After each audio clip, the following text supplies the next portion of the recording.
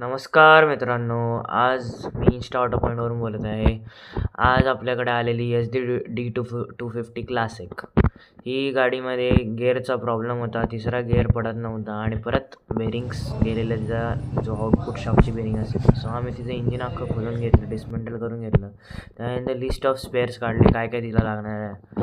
त्यानंतर आम्ही सगळ्या वस्तू क्लीन करायला घेतले. क्लीन करून जॉईन करायला घेतलं आमच्या हेड मेकॅनिकनी, जे इंजिन 1960पासून जोडतात. जावा, एल्तिराज, BSA, नॉर्टन, खूप गाड्यांचं काम केलं त्यांनी. सो त्यानंतर आम्ही पाहू शकतात की आम्ही गिअरबॉक्स जोडून घेतला. त्यात सगळे ओरिजिनल गिअर टाकले, जे जेन्युइन स्पेअर्स यूज करतो आम्ही, स्वस्ती आणि जिमीचे गिअरबॉक्ससाठी. आणि इंजिनचे आम्ही बेरिंग्स पण टाकून दिले नवीन.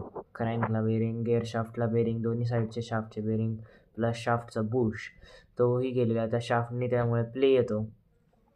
सो तुम्ही पाहू शकता जिमीचे आणि स्वस्तिकचे गिअर्स आहेत आमच्याकडे. हा आमच्याकडे ओरिजिनल स्टॉक आम्ही भरून ठेवलेला होता अगोदरपासून, कारण आमचं गॅरेज 1960पासून आहे, तुम्ही पाहू शकता.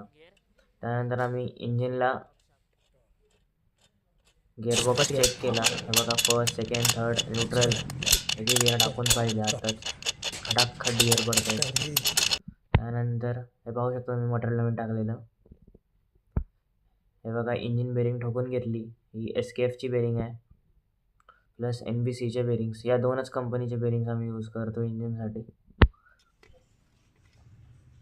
त्यानंतर डॉक टाकून घेतला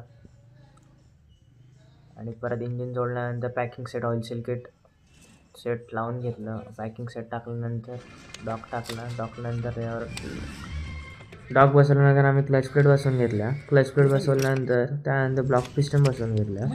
ब्लॉक पिस्टन बसवताना व्हिडिओ नाही काढली, कारण ते खूप दोघंच असल्यामुळे ब्लॉक पिस्टन पकडावा लागतो एकाला आणि एकाला पिन टाकायला लागते.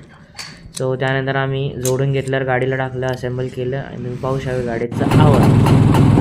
कमेंट करा तुम्हाला काय वाटतं गाडीच्या आवाजाने.